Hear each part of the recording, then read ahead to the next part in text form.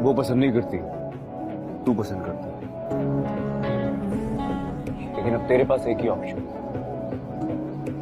या तो महर से निकाह करेगा या फिर जिंदा रहेगा।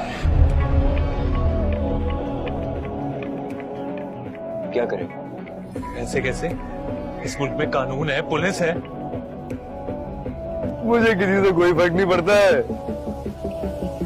मार के यहीं गाड़ दूंगा मैं तुझे।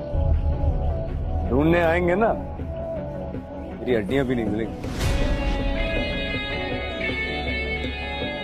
समझ रहा मैं क्या कह रहा हूं? महक सिर्फ मेरी है।